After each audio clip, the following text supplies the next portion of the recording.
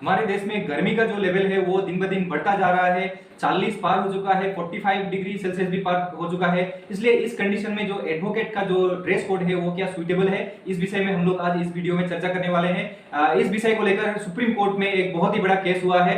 इस केस को भी हम लोग इस वीडियो में चर्चा करेंगे। इस वीडियो को अंत तक जरूर देखिएगा। आखिर इस केस में क्या क्या हुआ है, क्या क्या रिलीफ मांगा गया है, सब कुछ हम लोग आज इस वीडियो में चर्चा करेंगे। और क्या एडवोकेट का जो यूनिफॉर्म है वो क्या चेंज होने जा रहा है, इस विषय में भी हम लोग चर्चा करेंगे। इस वीडियो को अंत तक जरूर देखिएगा और इस चैनल को जरूर सब्सक्राइब कीजिएगा और इस वीडियो को जितना हो सके शेयर कीजिएगा। जितने भी एडवोकेट्स हैं, जितने भी लॉ स्टूडेंट्स हैं, सब तक ये जो वीडियो है पहुंचाइएगा। गर्मी का जो आजकल जो टेम्परेचर बढ़ रहा है, जितना गर्मी ज्यादा हो रहा है, ह्यूमिडिटी ज्यादा हो रहा है, इस गर्मी के सीजन में, इस गर्मी के हालात में ये जो काला कोट है या फिर ये जो गाउन है, ये पहन के चलना बहुत ही ज्यादा मुश्किल है। आखिर ये जो पिटीशन है ये किसने फाइल किया है और किस कारण से फाइल किया और इसमें क्या क्या रिलीफ मांगे गए हैं। एडवोकेट शैलेंद्र मणि त्रिपाठी नाम के एक एडवोकेट ने ये जो पब्लिक इंटरेस्ट लिटिगेशन है ये सुप्रीम कोर्ट में फाइल किया है।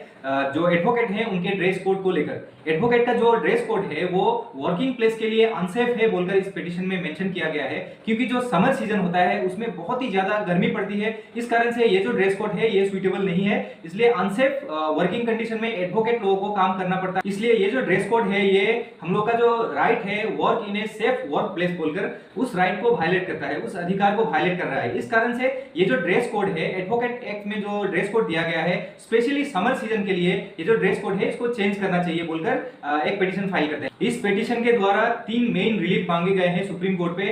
पहला रिलीफ है बार काउंसिल ऑफ इंडिया को एक डायरेक्शन देना चाहिए कि समर सीजन के लिए एडवोकेट का ड्रेस कोड क्या होना चाहिए उसके बारे में, और एडवोकेट एक्ट जो है 1961 उसमें अमेंडमेंट लाना चाहिए और जो रूल है ड्रेस कोड को लेकर उसमें अमेंडमेंट लाना चाहिए। इस तरीके का रिलीफ मांगा गया है, 1 नंबर रिलीफ। और जो सेकंड रिलीफ है उसमें बोला गया है जो स्टेट बार काउंसिल्स हैं उन लोगों को भी डायरेक्शन देना चाहिए कि स्टेट के हिसाब से अपने अपने जो स्टेट है उसके समर सीजन के हिसाब से कहां पे किस टाइम पे ज्यादा टेम्परेचर होता है उस हिसाब से अपने अपने स्टेट के जो रूल है उसको चेंज करने चाहिए, उसको अमेंडमेंट करने चाहिए और ड्रेस कोड में रिलैक्सेशन देने चाहिए। इस तरीके का सेकंड वाला रिलीफ है। और जो 3 नंबर का जो रिलीफ है वो इस तरीके का है, जो यूनियन गवर्नमेंट है उनको डायरेक्शन देना चाहिए कि एक मेडिकल एक्सपर्ट का कमिटी बनाया जाए, उस कमिटी को एक रिपोर्ट रेडी करने के लिए बोला जाए कि समर सीजन में अगर इस तरीके का जो ड्रेस कोड है ये पहनने से किस तरीके का इफेक्ट होता है हेल्थ में, इसके लिए एक डिटेल रिपोर्ट बनाकर सबमिट किया जाए कोर्ट में। इसके लिए एक डायरेक्शन मांगते हैं। और जो रेलवे में